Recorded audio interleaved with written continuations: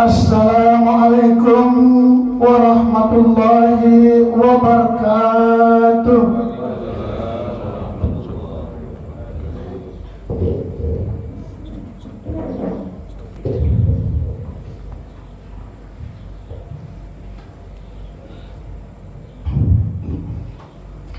Allahu Akbar, Allahu Akbar, Allahu Akbar, Allahu Akbar, Allahu Akbar, Allahu Akbar, Allahu Akbar, Allahu Akbar, Allahu Akbar, Allahu Akbar, walillahil hamd. La ilaha illallah wallahu akbar wa la hawla wa la quwwata illa billahil aliyyil azim. Ashhadu an la ilaha illallah wahdahu la syarika lah, lahul mulku wa lahul hamdu, yuhyi wa yumiitu wa huwa ala kulli syai'in qadir. La ilaha illallah sadaqa wa'dah wa nasara abdah wa a'azza jundahu wa hazama al-ahzaba wahdah. La ilaha illallah wallahu akbar walillahil hamd. Alhamdulillahi rabbil alamin, alhamdulillahi rabbil alamin, alhamdulillahi rabbil alamin, hamdan katsiran kama amar. May yahdihillahu fala mudilla lahu wa may yudlilhu fala hadiya lahu. Ashhadu an la ilaha illallah wahdahu la syarika lah, iyyahu na'budu wa iyyahu nasta'in, allazi lam yalid wa lam yulad wa lam yakul lahu kufuwan ahad, wa huwa allazi khalaqal insana wa 'allamahul bayan wa 'allamal insana ma lam ya'lam. Wa ashhadu anna sayyidina wa nabiyyina wa habibina wa rasulina nabiyina Muhammadin sallallahu alaihi wasallam la nabiyya ba'dah, mahbub mabusul rahmatil alamin. Allahumma salli ala sayyidina Muhammad wa ala ali sayyidina Muhammad wa ala alihi wa sahbihi wa qarabatihi wa zuriyatihi wa ummatihi ajma'in. Amma ba'du, fa ya ayyuhal muslimun, fa ya ayyuhal muslimun, ittaqullaha haqqa tuqatih wa la tamutunna illa wa antum muslimun. Faqala ta'ala fi kitabihil azim, a'udzu billahi minasy syaithanir rajim. Bismillahirrahmanirrahim. Inna a'tainakal kautsar fasholli li rabbika wanhar, inna syani'aka huwal abtar. Shadaqallahul azim wa sadaqa rasuluhul karim. Allahu akbar, Allahu akbar, Allahu akbar, walillahil hamd. Ma'asyiral muslimin, sedang Jumat Id rahimakumullah. Marilah kita senantiasa bersyukur dan mengucapkan puji dan puja kehadirat Allah Subhanahu wa taala atas segala limpahan rahmat, kurnia dan kesehatan yang diberikan kepada kita, di mana kita diberikan kekuatan iman dan Islam. Hanya orang yang beriman dan yang Islam yang hadir menghadiri acara sholat Idul Adha pada hari ini. Tidak mungkin orang yang tidak beriman, tidak mungkin orang yang tidak Islam hadir di tempat ini. Oleh karena itu, kenikmatan dan kemuliaan bagi kita, kita bisa hadir, kita bisa turut bersama-sama mengagungkan kebesaran Allah. Allahu Akbar, Allahu Akbar, Allahu Akbar, walillahil hamd. Pada pagi hari ini, kaum muslimin rahimakumullah, telah selesai wukuf saudara-saudara kita yang melaksanakan ibadah haji di tanah haram, di Ka'bah Musharrafah. Pada hari ini kaum muslimin menunaikan ibadah haji sebagai tamu Allah, telah berkumpul dan telah melaksanakan wukuf di Arafah dan sedang berada di Mina untuk melaksanakan Jumratul Aqabah, dilanjutkan dengan Jumratul Wusta dan selanjutnya. Sedang mereka yang berada di Mina untuk melaksanakan Baitul Aqabah, mereka dengan pakaian ihram berasal dari berbagai belahan dunia. Mereka datang dengan latar belakang dan bangsa ras yang berbeda, warna kulit, budaya dan sosial, bahasa yang berbeda-beda, namun memiliki tujuan yang sama, yaitu memenuhi panggilan Allah untuk menjadi tamu Allah, bertauhid, mengesahkan Allah semata. Mari kita berdoa agar mereka semua saudara-saudara kita yang telah menunaikan ibadah haji agar pulang dengan selamat, sehat, sejahtera, berkumpul bersama kita membawa haji yang mabrur. Amin, Allahumma amin. Dan kita nanti semoga yang hadir di tempat ini dan yang tidak hadir di tempat ini, semua kaum kerabat kita umat Islam bisa memenuhi panggilan Allah, menjadi panggilan Allah dan menjawab seruan panggilan Allah. Labbaik Allahumma labbaik, labbaik la syarika lak labbaik, innal hamda wa ni'mata lakal mulk la syarika lak labbaik. Mudah-mudahan Allah memberikan kesempatan kepada kita dan menijabah doa-doa kita. Amin ya rabbal alamin. Ma'asyiral muslimin, jemaah Jumat, jemaah Idul Adha rahimakumullah. Pada tahun ini Indonesia mendapat tambahan kuota sebesar 27.680, sehingga kuota haji Indonesia tahun ini genap menjadi 241.000 orang pada tahun 2024. Sebelumnya tahun 2023 213.320 orang menjadi 241.000 orang pada tahun ini. Dan untuk Kabupaten Kutai Kartanegara kita memberangkatkan sebanyak 546 orang jemaah pada tahun ini, termasuk yang tertinggal 15 orang pada tahun lalu, sehingga tahun ini Kutar Kabupaten Kutai Kartanegara memberangkatkan 546 jemaah calon haji yang mudah-mudahan saat ini telah menjadi haji yang mabrur.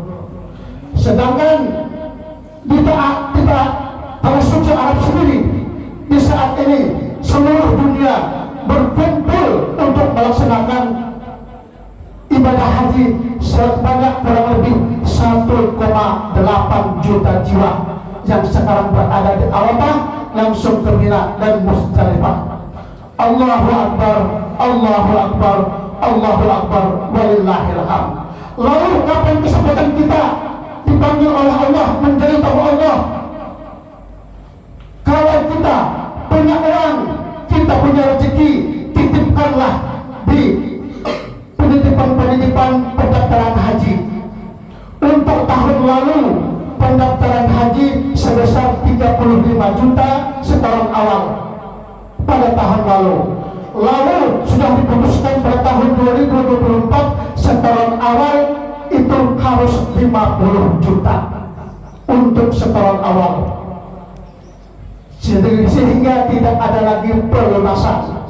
Kalau tahun lalu 35 juta, kemudian mau berangkat pelunasan 15 juta, sehingga 50 juta. Untuk tahun ini tidak ada lagi langsung setoran awal 50 juta. Sedangkan biaya haji untuk tahun ini kurang 1.100 juta, 50 juta dari jemaah haji dan sisanya disubsidi oleh pemerintah dengan menggunakan dana keuntungan jemaah haji yang dipakai untuk pembangunan, dipakai untuk para pengusaha, sehingga keuntungannya dikembalikan lagi kepada jemaah haji untuk mensubsidi kekurangan dananya, sehingga dana untuk keberangkatan haji tahun ini adalah 100 juta kurang 1.000. Ma'asyiral muslimin, jemaah rahimakumullah. Lalu kapan kita berangkat haji? Kalau tahun ini kita mendaftar haji ada 3 kategori, yaitu haji reguler lewat pemerintah, ada haji plus dan haji plus plus yang disebut dengan haji beroda. Kalau kita mendaftar haji reguler, daftar pertama 50 juta, masa tunggunya antara 11 sampai 47 tahun. Oleh karena itu selagi muda daftar memang untuk berangkat haji. Masa tunggu tahun 2024 yaitu berangkatnya antara tahun 2035 sampai tahun 2041. Mudah-mudahan panjang umur. Namun jangan pesimis Bapak Ibu yang mendaftar haji, meskipun masa tunggunya 11 sampai 47 tahun, 5 tahun kemudian regulasi bisa beredar, bisa berganti. Kita masa tunggu 45 tahun umpamanya, 5 tahun ke depan bisa jadi kita naik menjadi 15 tahun masa tunggunya, maju 10 tahun. Itu karunia Allah. Karena setiap tahun akan diseleksi berdasarkan umur yang tertua, itu diberangkatkan lebih dulu, atau orang yang rawan penyakit itu diberangkatkan terlebih dulu. Meskipun masa tunggunya 20-30 tahun, kalau mendaftar di usia 70 tahun bisa langsung berangkat 2 atau 3 tahun kemudian kalau sudah berumur 70 tahun. Jadi jangan takut. Yang penting mantapkan hati, tetapkan niat mendaftarkan haji, karena la ilaha illallah, memenuhi panggilan Allah, labbaik Allahumma labbaik. Siapa tahu regulasi yang berjalan kita dimajukan masa tunggunya. Namun jangan bersenang hati dulu kalau dimajukan masa tunggunya. Masa tunggu kita 47 tahun, artinya Allah menjamin umur kita itu 47 tahun ke depan, kita insya Allah masih bisa berangkat haji. Panjang umur kita yang panjang masa tunggunya. Tetapi apabila kita dimajukan menjadi 10 tahun atau 15 tahun, berarti siap-siap umur kita juga akan dimajukan. Wallahu a'lam. Ma'asyiral muslimin jemaah id rahimakumullah, untuk haji khusus itu antara 200 sampai 250 juta per orang. Sedangkan untuk haji beroda, haji yang langsung berangkat, katanya langsung berangkat itu antara 350 sampai 400 juta per orang selama kuotanya ada. Jadi belum tentu haji beroda terdaftar 400 juta langsung berangkat, belum tentu, selama kuotanya ada. Kalau kuotanya habis, kita tidak bisa menunggu tahun belakang, tahun depan. Umpama kuotanya 1000 orang sudah terpenuhi, kita masih mendaftar juga haji beroda, bayar 400 juta, belum tentu kita langsung masuk daftar tunggu. Tidak ada istilah daftar tunggu dalam haji beroda, tetapi tahun depan harus mendaftar ulang. Jadi itu, jadi jangan terlena dengan haji beroda yang besar, biayanya langsung berangkat. Sebaiknya kita mendaftar dulu di haji yang reguler. Haji reguler tidak ada batasan, karena mendaftar terus, diterima terus, dan akan diberangkatkan sesuai dengan masa tunggunya. Allahu Akbar, Allahu Akbar, Allahu Akbar, walillahil hamd. Pada pagi hari ini, kaum muslimin yang menunaikan ibadah haji sebagai tamu Allah telah melakukan wukuf di Arafah, dan sebentar lagi mereka akan melakukan tahlil dan selesai melaksanakan rukun ibadah haji. Lalu kita yang tidak melaksanakan ibadah haji, kita disunatkan sunah muakkad, sunat yang lebih diutamakan untuk melaksanakan sholat Idul Adha dan melaksanakan kurban. Ibadah kurban merupakan salah satu ibadah penting dalam ajaran Islam. Ibadah ini memiliki fondasi yang kuat, memiliki akar sejarah yang panjang dalam tradisi-tradisi para nabi dan rasul terdahulu. Ajaran Al-Quran dan praktiknya telah ditunjukkan secara singkat oleh para nabi dan rasul sejak zaman Nabi Adam sampai Nabi kita Muhammad Sallallahu Alaihi Wasallam, yang dikenal sebagai letak pertama waktu ibadah dan peristiwa penyembelihan yang dilakukan oleh Nabi Ibrahim dan putranya Nabi Ismail alaihissalam. Allahu Akbar, Allahu Akbar, walillahil hamd. Nabi Ibrahim alaihissalam dengan penuh iman, keikhlasan dan keyakinan bersedia menyembelih putra satu-satunya, anak kesayangan yang dicintainya, demi menurutkan perintah Allah. Dan Ismail pun dengan ikhlas dan ridha menyediakan dirinya sebagai sarana kurban dan sarana untuk mendekatkan diri kepada Allah Subhanahu wa taala. Di dalam Al-Qur'an surah As-Saffat ayat 102 Allah berfirman, "Falamma balagha ma'ahu ya'sha qala ya bunayya inni ara bil manami inni asbahuka fanzur maza tara." Qala ya abati fa'al ma tu'maru satajinu insyaallahu minas sabirin. Yang artinya, tatkala anak itu yaitu Ismail telah sampai umurnya dan sanggup berusaha bersama Ibrahim bapaknya, maka Ibrahim berkata, "Wahai anakku, sesungguhnya aku melihat dalam mimpiku bahwa aku menyembelih engkau, maka pikirkanlah apa pendapatmu." Dan Ismail menjawab, "Wahai bapakku, kerjakanlah apa yang diperintahkan oleh Allah kepadamu, dan insya Allah engkau akan mendapati aku termasuk orang-orang yang sabar." Ini adalah ujian ketaatan Ibrahim kepada Allah dan keikhlasan Ismail menuruti perintah Allah Subhanahu wa taala. Di kemudian hari, pengorbanan mereka ini akan menjadi anjuran dan peringatan untuk menyembelih hewan kurban setiap 10 Zulhijjah, yaitu pada hari-hari tasyrik, ditambah hari tasyrik 10 Zulhijjah, hari Idul Adha. Hari tasyriknya 3 hari, yaitu 11, 12, dan 13 Zulhijjah. Jadi kalau menyembelih hewan kurban pada tanggal 14 Zulhijjah bukan lagi termasuk kurban, tetapi termasuk sedekah biasa, bukan sedekah kurban. Karena penyembelihan hewan kurban hanya berbatas sampai tanggal 13 Zulhijjah. Lebih pada itu sembelihan sedekah biasa. Allahu Akbar, Allahu Akbar, Allahu Akbar, walillahil hamd. Dalam peristiwa yang mengharukan itu, kesanggupan Nabi Ibrahim alaihissalam menyembelih anak kandungnya sendiri Nabi Ismail bukan semata-mata didorong oleh perasaan taat setia membabi buta, tapi meyakini bahwa perintah Allah itu harus dipenuhi.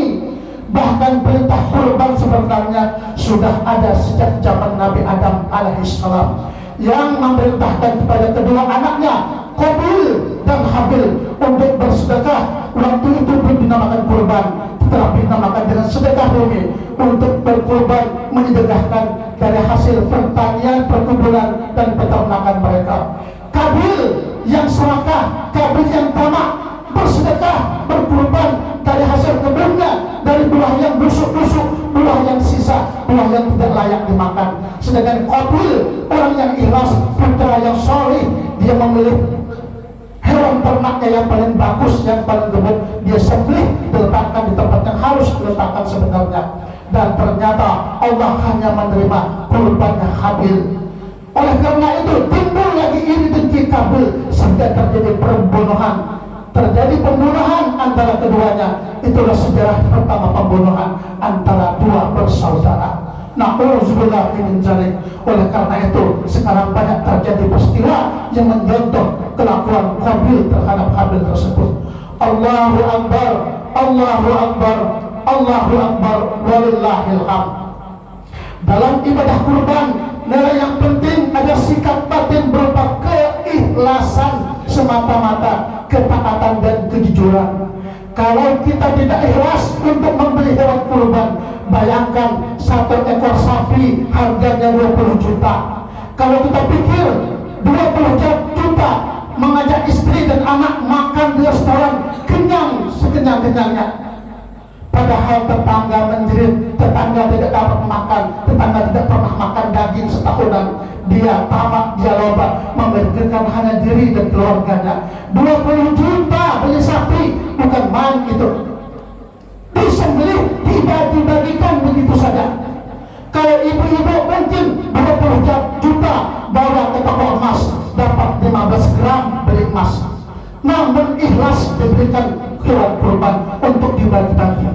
Namun hasilnya tetangga senang dengan kita, saudara senang dengan kita, kaum muslimin dan muslimat mengagungkan kita, mereka ikhlas menolong kita, mereka ikhlas berhadapan dengan kita, senyumnya ikhlas, doanya ikhlas, dan kelakuannya ikhlas kepada kita. Apabila kita ada masalah, kita ada penyakit, mereka ada yang segera datang menolong kita dan merawat kita dengan ikhlas. Akibat kita juga ikhlas berkorban dan berbagi hewan korban dengan mereka. Allahu Akbar, Allahu Akbar, Allahu Akbar, walillahil hamd. Di dalam surah Al-Hajj ayat 37 Allah berfirman, "Lan tanalullahu lahumuha wala dima'uha walakinna yanaluha taqwa minkum." Allah berfirman, tidak akan sampai kepadaku, kata Allah, bulu dari hewan kurban itu, darahnya tidak akan sampai kepadaku, namun yang sampai kepadaku adalah takwa atau keimanan kalian, kata Allah. Bahkan di dalam hadis qudsi Allah berfirman, orang yang berkurban itu, kata Allah, waktu hewan kurbannya disembelih, begitu gerak disembelih, sebelum darahnya sampai menetes ke tanah, Allah berseru, wahai hambaku yang berkurban, aku terima ibadahmu, aku ampuni dosamu, aku lapangkan rezekimu. Bayangkan, Allah menjamin sebelum tetesan darah kurban sampai ke tanah, Allah telah berseru, wahai hambaku, aku terima ibadahmu. Ini jaminan Allah bagi orang yang berkurban. Tidak ada ibadah yang dijamin oleh Allah selain ibadah kurban yang dijamin oleh Allah. Ikhlas kita atau tidak ikhlas, kambing, sapi sudah dibeli, sudah disembelih, Allah berteriak, aku terima ibadahmu, aku ampuni dosamu, dan aku lapangkan rezekimu. Ini ganjaran Allah bagi orang yang ikhlas berkorban. Di dalam hadis lain Rasulullah bersabda, yang artinya barang siapa yang pada hari raya Idul Kurban tidak mau berkurban, padahal dia mampu, padahal dia banyak uang, padahal dia sugih, kaya, tapi tidak mau berkurban, kata Rasulullah, jangan dia mendekati tempat ibadah kami, kata Rasulullah. Allah mencela dan caci orang seperti itu, mendekati tempat ibadah kami saja jangan. Artinya orang itu oleh Rasulullah dibenci, orang itu harus dibekot, orang itu harus dijauhi, karena sekakar, pelit, medit, sekek, hanya mau enak sendiri, padahal kalau ada kesusahan, tetangganya, keluarganya lah yang membantu. Dan doa para fakir miskin yang mendapat bagian daging kurban langsung diijabah oleh Allah Subhanahu wa Ta'ala. Allahu Akbar, Allahu Akbar, Allahu Akbar, walillahil hamd. Dan di akhir khutbah ini penuh dengan khusyuk dan tawadhu serta tawadhu, kita berdoa pada Allah, semoga perjalanan hidup kita senantiasa terhindar dari segala keburukan dan menjerumuskan umat Islam. Semoga dengan doa pula kita, kiranya Allah berkenan melapangkan rezeki kita, mengampuni segala dosa-dosa kita, dan menerima segala amal ibadah kita. Amin ya rabbal alamin. Allahu Akbar, Allahu Akbar, Allahu Akbar, walillahil hamd. Barakallahu lakum bil ayatil Qur'anil azim wa nafa'ani wa iyyakum bima fihi min ayati tilawatil zikril hakim wa taqabbala minni wa minkum tilawatahu innahu huwas samiul alim wa qul rabbi ighfir warham wa anta khairur rahimin.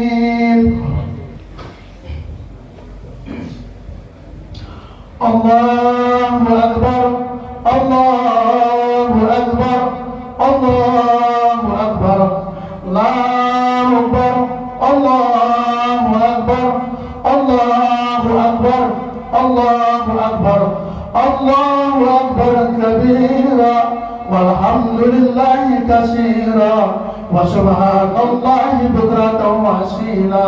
La ilaha illallah wahdah sadaqa wa'dah wa nasara 'abdah wa anza jundahu wa hazama al-ahzaba wahdah. Allahu Akbar walillahil hamd. Alhamdulillahi nasta'inuhu alhamdulillahi nasta'inuhu wa nastaghfiruh wa na'udzu billahi min shururi anfusina wa min sayyiati a'malina. May yahdihillahu fala mudilla lahu ومن يضلل فلا هادي له أشهد أن لا إله إلا الله وحده لا شريك له والله أكبر وأشهد أن سيدنا محمدا عبده ورسوله القهار أوصيكم ونفسي بتقوى الله فقد فاز المتقون وقال الله تعالى في كتابه الكريم إن الله وملائكته يصلون على النبي يا أيها الذين آمنوا صلوا عليه وسلموا تسليما اللهم صل على سيدنا محمد وعلى آل سيدنا محمد كما صليت على إبراهيم وعلى آل سيدنا إبراهيم اللهم بارك على محمد وعلى آل محمد كما باركت على إبراهيم في العالمين إنك حميد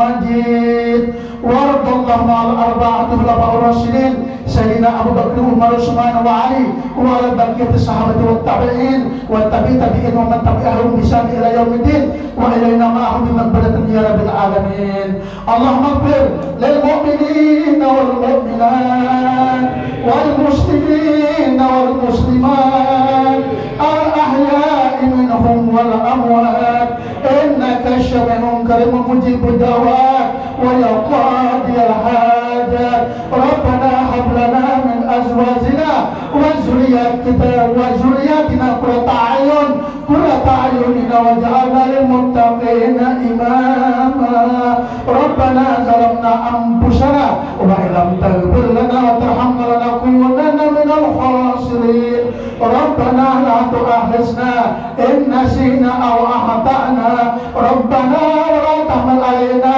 إصرا كما حملته على الذين من قبلنا ربنا ولا تحملنا ما لا طاقة لنا به واعف عنا واغفر لنا وارحمنا واعف عنا واغفر لنا وارحمنا واعف عنا واغفر لنا وارحمنا أنت مولانا فانصرنا على القوم الكافرين فانصرنا على القوم المنافقين فانصرنا على القوم المرتدين فانصرنا على القوم الحاسدين فانصرنا على قلوب الحاشرين ربنا تقبل منا إنك أنت السميع العليم وتب علينا يا الله إنك أنت التواب الرحيم ربنا آتنا في الدنيا حسنة وفي الآخرة حسنة وقنا عذاب النار وقنا عذاب النار وقنا عذاب النار وادخلنا يا الله وادخلنا جنة مع الأبرار يا عزيز يا جبار يا الله يا ذا الجلال والإكرام والحمد لله رب العالمين.